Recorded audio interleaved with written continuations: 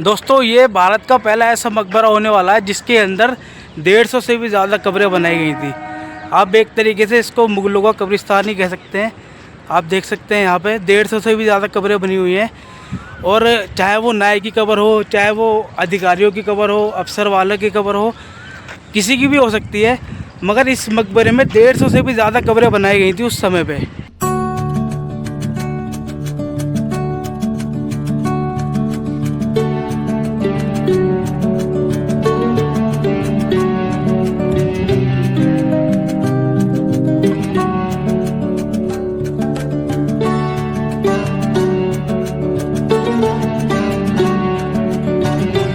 Hello दोस्तों, स्वागत है मेरे एक और नए ब्लॉग में। और मैं आज आपको लेके आया हूँ हुमायूं का मकबरा। ये सिर्फ हुमायूं का मकबरा नहीं है, यहाँ पे 150 से भी ज़्यादा कब्रें बनी हुई हैं। तो हमने टिकट ले लिया है और हम चलते हैं अंदर। और इसके अंदर 150 से भी ज़्यादा कब्रें बनी हैं। एक तरीके से ये मुगलों का कब्रिस्तान भी कह सकते हैं आप। दोस्तों जैसे ही आप अंदर आएंगे तो आपको लेफ्ट साइड में जो है एक बाग देखने को मिलेगा, एक गार्डन।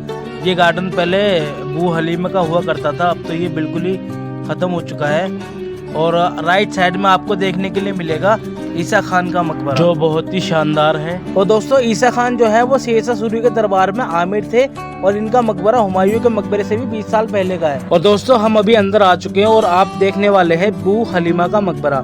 आप देखिए, बहुत कम लोग जानते हैं इनको और इनके मकबरे के बारे में भी।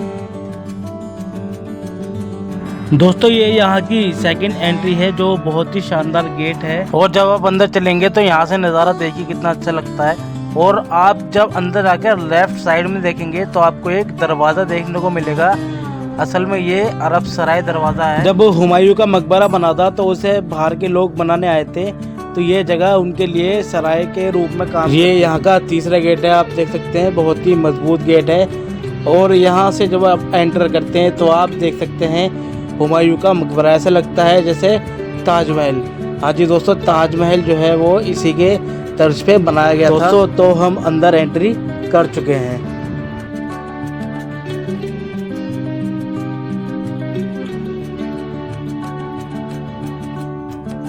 दोस्तों एक सवाल तो जरूर उठता है कि भारत के अंदर किले से ज़्यादा मकबरे क्यों बनाए गए। आपको इंडिया में ज़्यादा से ज़्यादा मकबरे देखने को मिलेंगे मुगल दौर के। दोस्तों मेरा आपसे एक सवाल है कि आप अपने बनाए हुए मकान में कितने साल रह सकते हो? 50 साल, 60 साल, ज़्यादा से ज़्यादा 70 साल, उसकी भी कोई गारंटी नहीं है। लेकिन आपका जो घर है, चाहे वो हिंदू धर्म के हिसाब से हो, मुस्लिम धर्म के हिसाब से हो, कब्रिस्तान हो सकता है, शमशान घाट हो सकता है। यही मुगल किया करते थे। जितने भी मुगल आए हैं उन्होंने क्या करा है, मरने से पहले अपने मकबरों की तैयारी करी है। वह मरने से पहले ही अपने मकबरे बनवा दिया करते थे। और आप देख सकते हैं यहाँ भी कब्रें बनी हुई हैं। दोस्तों आप लोगों ने कभी सोचा है कि हुमायूं के मकबरे में इतनी ज़्यादा कब्रें क्यों बनी हुई हैं? इस मकबरे में 150 से भी ज़्यादा कब्रें बनी हुई हैं। तो इसके पीछे एक बहुत बड़ी वजह है और बहुत बड़ा इनका एक वो था कि इसको हुमायूं का मकबरा भी बोला जाता है और इसको मुगलों का कब्रिस्तान भी बोला जाता है। जी हाँ दोस्तों, आप मेरे पीछे भी देख सकते हैं कब्रें बनी हुई हैं। और अब इन कब्रों में चाहे उनके नाई रहे हों, उनके अफसर रहे हों, या उनकी प्रजा रही हो, या उनके राजा रहे हों, कोई भी हो, यहाँ पे इस मकबरे में सबकी कब्रें बनाई गई थी। दोस्तों आप देख सकते हैं यहाँ पे इस मकबरे के अंदर 150 से भी ज़्यादा कब्रें बनाई गई हैं। एक तरीके से ये मुगलों का कब्रिस्तान ही आप बोल सकते हैं। दोस्तों आप लोगों ने एक बात तो सुन रखी होगी, जो पहले के बादशाह और मुगल राजा हुआ करते थे, वह मरने से पहले ही अपनी कब्र की तैयारियां कर लेते, यानी कि पहले ही मकबरे बनवाना शुरू कर दिया करते थे। असल में उनकी प्रायोरिटी क्या थी कि वह जो सोचते थे कि हम जो भी जिएंगे 50 साल, 60 साल, मगर उसके बाद क़यामत से पहले पहले हमें जो लेटना है वो तो कब्र में ही लेटना है। इसलिए वह अपनी कब्र बनवाने में ज़्यादा इंटरेस्ट लिया करते थे, पहले ही अपनी कब्र बनवा दिया करते थे। दोस्तों यहाँ से आप बहुत सारी कब्रें देख रहे हैं, लेकिन हुमायूं का मकबरा एक ऐसी जगह है जहाँ पे सिर्फ हुमायूं के परिवार के लोग या जानने वाले लोग ही नहीं, ऐसे भी लोग दफन हैं जिनको बादशाह हुमायूं खुद भी नहीं जानते थे। ऐसे बहुत सारे राजा रहे हैं जिनका सब कुछ लुट गया, राजपाट सब कुछ लुट गया, तो उनके पास जगह तो नहीं रही नहीं, तो उनको कहाँ दफनाया जाएगा उनकी मौत के बाद। यहाँ देखेंगे तो यहाँ भी कब्र बनी हुई है। अभी हम ऊपर आ चुके हैं। यहाँ देख सकते हैं आप, यहाँ भी कब्र बनी हुई है और यहाँ साइड में भी कब्र बनी हुई है और यहाँ पे हर तरफ कब्रें ही कब्रें हैं। और अब ये इनके चाहे जानने वाले भी हो सकते हैं, इनके रिश्तेदार भी हो सकते हैं, अपरिचित लोग भी हो सकते हैं, लेबर के लोग भी हो सकते हैं, कोई भी हो सकता है। एक बात तो तय है कि मात्र इंडिया के अंदर, खासकर दिल्ली में, ये पहला ऐसा एक मकबरा है जिसके अंदर 150 से भी ज़्यादा कब्रें बनी हुई हैं किसी मकबरे में। कब्रिस्तान की बात छोड़ी जाए तो अक्सर आप लोगों ने सुन भी रखा होगा कि अगर पहले कोई महल पे कब्जा कर लिया करता था तो उनका सीधा मकसद हुआ करता था कि इन कब्रें को तोड़ना, इनको डिस्ट्रॉय करना, क्योंकि वो जानता है महल जो है परमानेंट नहीं है, लेकिन कब्र जो है क़यामत से पहले पहले परमानेंट है, इसको खत्म किया जाए। दोस्तों हम अभी अंदर आ चुके हैं और हम यहाँ पे देखने वाले हैं हुमायूं का मकबरा, क्योंकि उनको यहाँ पे खुद 3 बार में दफन किया गया था, वो 2 बार कहीं और दफन हो चुके हैं। और अंदर का शानदार बहुत अच्छा व्यू है और बहुत ही अच्छी हवा आती है अंदर। आप देख सकते हैं यहाँ भी कब्र बनी हुई है। अब उनके जानने वालों की रही होंगी, यहाँ नाम तो नहीं लिखा हुआ वरना आपको बताता। और आप देख सकते हैं ये है हुमायूं बादशाह की कब्र। अब दोस्तों आप लोगों से मैं पूछना चाहता हूँ, हुमायूं बादशाह अपने महल में कितने साल रहे होंगे?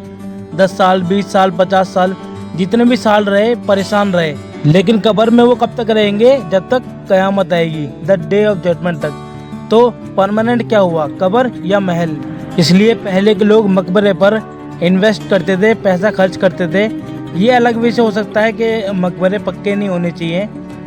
और ये जो आप दोनों कब्रें देख रहे हैं, ये इनकी बीवियों की कब्र है दोनों की, और एक बीवी ने ही इनका मकबरा बनवाया। और हम अभी आगे जा रहे हैं और आप देख सकते हैं यहाँ पे और भी मकबरे बने हुए हैं। कितने सारे मकबरे बने, इतनी सारी कब्र बनी है इस मकबरे के अंदर, इसीलिए इसको मुगल दौर की सराय भी बोला जाता है। जो भी लोग यहाँ आते थे वो यहाँ पे आके ठहरते थे। और आप लोग यहाँ पे और भी कब्र देख सकते हैं, देखिए और भी कब्र बनी है यहाँ पे। आप लोग सोचते होंगे कि यहाँ पे सिर्फ हुमायूं के मकबरे में ही 150 कब्रें क्यों बनाई गई थी, यही भी मैं आपको बताने वाला हूँ, बने रहिए।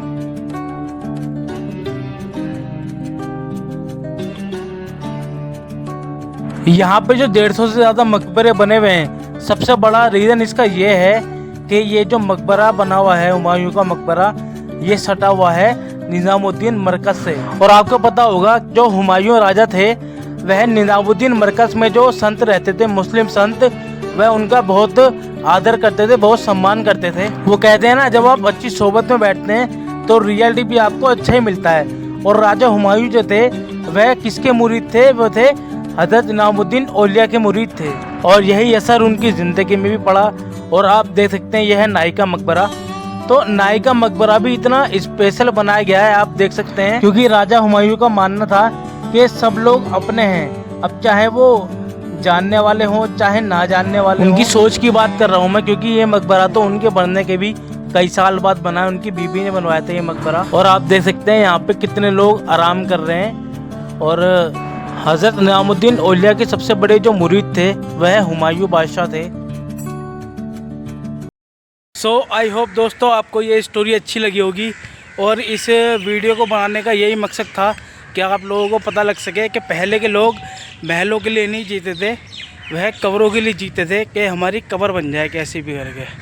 महल में आदमी 50 साल रहेगा, 60 साल रहेगा, 70 साल रहेगा।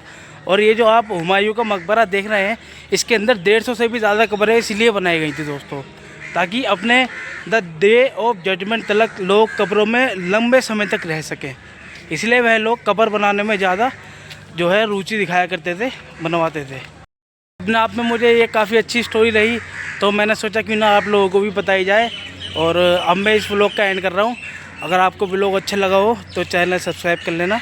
मिलते हैं आपसे इंशाल्लाह अगले व्लॉग में।